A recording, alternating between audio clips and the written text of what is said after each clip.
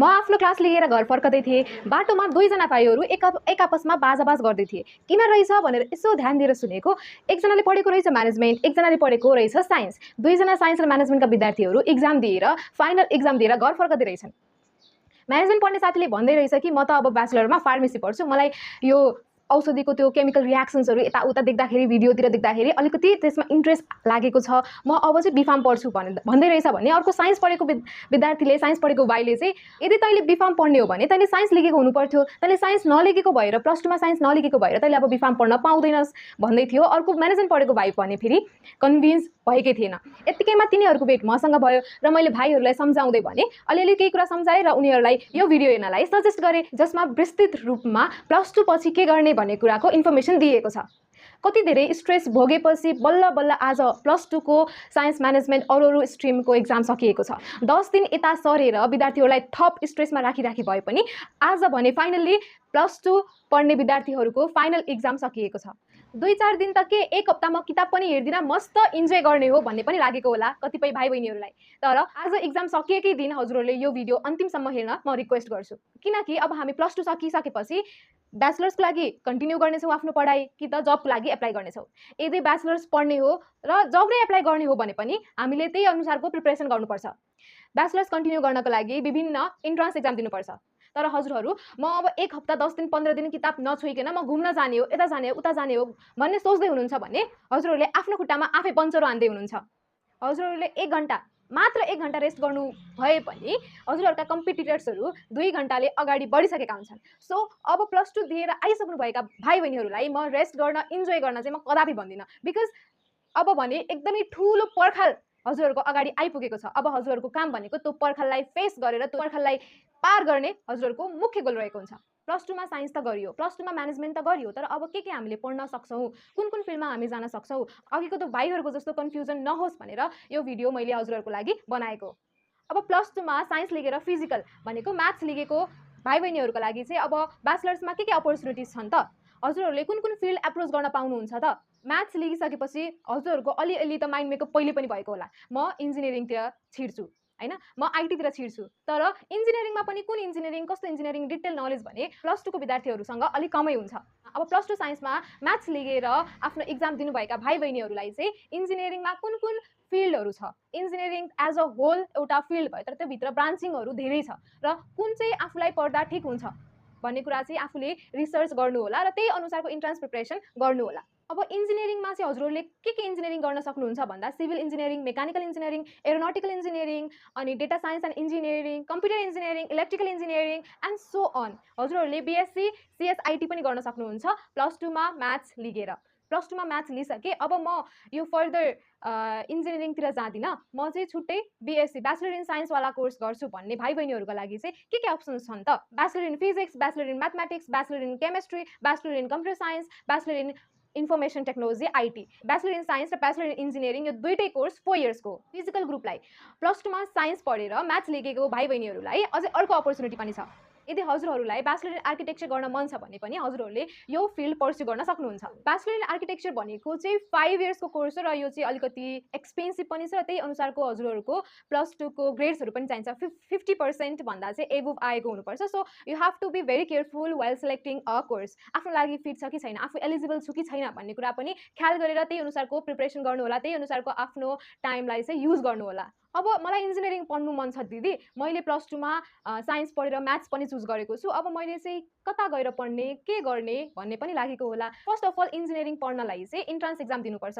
Institute of engineering IOE को entrance examination pass गर्नुपर्छ, good score गर्नुपर्छ, अथवा डिफ्रेन्ट प्राइभेट इन्जिनियरिङ कलेजेसहरू पनि छ, त्यो रेस्पेक्टिभ कलेजको इन्ट्रान्स एक्जाम दिएर पनि हजुरहरूले आफूलाई मन लागेको इन्जिनियरिङ फिल्ड पर्स्यु गर्न सक्नुहुन्छ। प्लस टूमा म्याथ्स लिगेर पढ्नुभएका भाइ बहिनीहरूको लागि अझै अर्को एउटा फिल्ड पनि छ। कतिपय भाइ बहिनीहरूलाई पाइलट बन्न पनि इन्ट्रेस्ट लागेको हुनसक्छ, तर कता पढ्ने, के गर्ने, खै कोही मान्छे पनि पढेको देखेको छैन, कोही सिनियरहरू पनि हुनुहुँदैन सोध्नलाई भन्ने पनि लागेको होला। सो पाइलट पढ्नलाई चाहिँ हजुरहरूले एनइबीमा फिजिक्स अथवा साइन्स पढेपछि चाहिँ हजुरहरू एलिजिबल हुनुहुन्छ।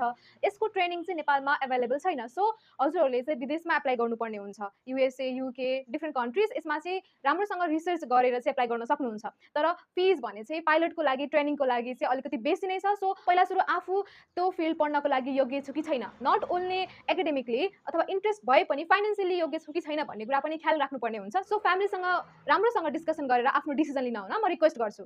अब अर्को छ बायोलोजी ग्रुप। +2 मा बायोलोजी लिएर पढ्नुभएका भाइ बहिनीहरूका लागि चाहिँ करियर अपर्च्युनिटिजहरू के छन् त, के कस्ता छन्? हुन त +2 मा बायोलोजी लिइसकेपछि भाइ बहिनीहरूलाई अलिकति आइडिया त छ होला म पछि गएर मेडिकल फिल्डमा छिर्छु भनेर। तर मेडिकल फिल्डमा के फिल्डहरू हुन्छन्, के ब्रान्चिङहरू हुन्छन्, कुन चाहिँ आफूलाई पढ्न मन लागेको छ त्यो कुराहरू पनि थाहा नहुन सक्छ, कतिपय भाइ बहिनीहरूलाई थाहा छैन पनि। सो +2 मा भाइ बहिनीहरूले बायोलोजी सब्जेक्ट बायोलोजी चुज गरिसकेपछि चाहिँ first of all you are eligible to appear in common entrance examination.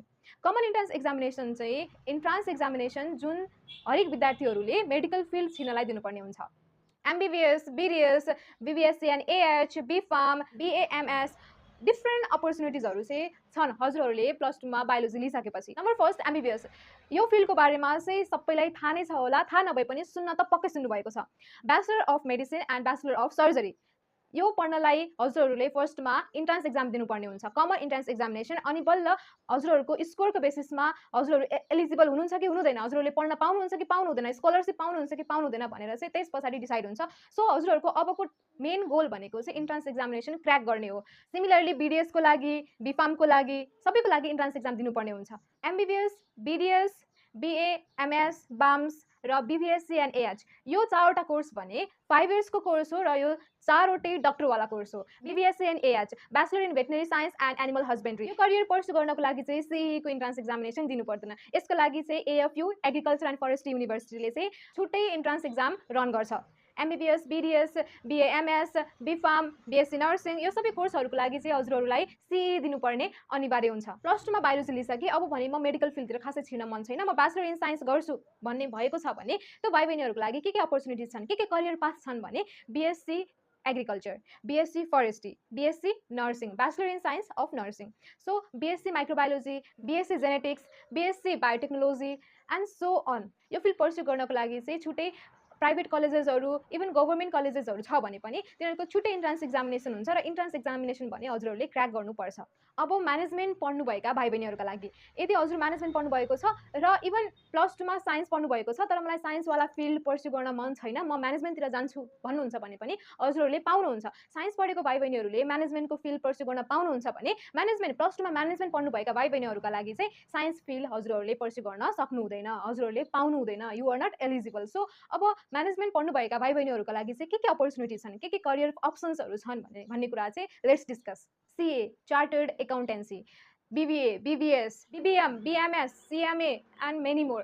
अब कतिपय भाइ बहिनीहरू चाहिँ सिटिभिटीले रन गर्ने डिप्लोमा कोर्सेसहरू पढ्नुभएको छ अथवा 9 to 12 स्कुलले नै रन गर्ने टेक्निकल कोर्सेसहरू लिनुभएको छ। अब मैले के गर्ने, मैले के गर्दा बेटर हुन्छ भन्ने पनि लागेको छ होला, कन्फ्युजन। अब के गर्ने भन्ने कुरा आइडिया छैन, घरमा कसैलाई पनि केही थाहा छैन, त्यो सिचुएसन पनि हजुरहरूलाई आएको हुनसक्छ। हजुरहरूले चाहिँ डिप्लोमा कोर्स लिइसकेपछि you are eligible to apply for job. हजुरहरूलाई एउटा नलेज, एक लेभलको नलेज भइसकेको हुन्छ त्यो पर्टिकुलर फिल्डमा। तर हजुरहरूले +2 मा साइन्स म्यानेजमेन्ट पढेका स्टुडेन्ट्सहरूले जस्तै इन्ट्रान्स एक्जामिनेसन दिएर अब त्यो फिल्डको ब्याचलर गर्न सक्नुहुन्छ।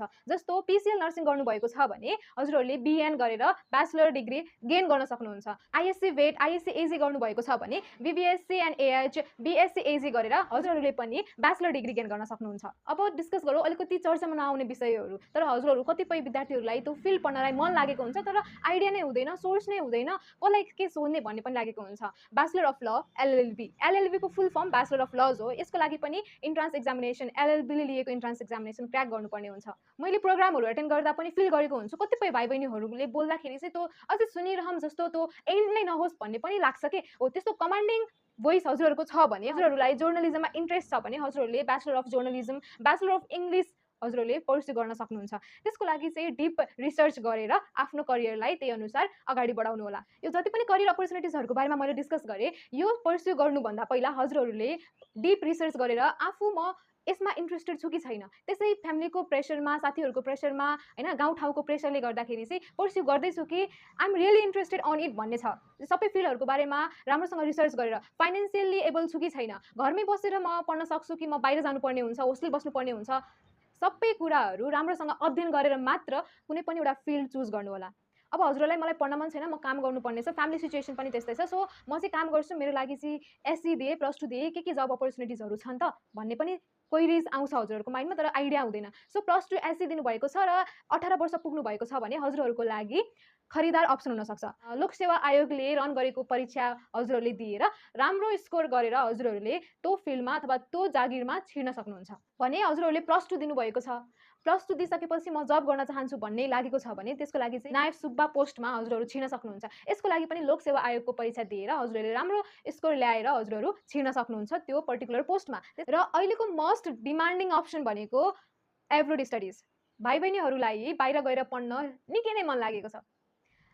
आफूलाई मन थियो कि थिएन त खै थाहा छैन, तर भाइ बहिनीहरूले चाहिँ दाइ दिदीहरू आफ्नो घर छेउको दाइ दिदीहरू गएको देखेर आफूलाई पनि म जान्छु भनेर डिसाइड गरेको पनि कतिपय भाइ बहिनीहरू मैले भेटाएको छु। युएसए, अस्ट्रेलिया, क्यानाडा यो चाहिँ मेजर कन्ट्रिजहरू हो जुन विद्यार्थीहरू +2 साइन्स पढिसकेपछि आफ्नो स्टडिज फर्दर कन्टिन्यू गर्नको लागि जानुहुन्छ। युएसए जान मन छ, युएसएमा गएर आफ्नो अध्ययन कन्टिन्यू गर्न मन छ भने चाहिँ स्याट, टोफेल, आइएल्स, पिटी जस्ता इक्जामहरू हजुरले दिनुपर्ने हुन्छ।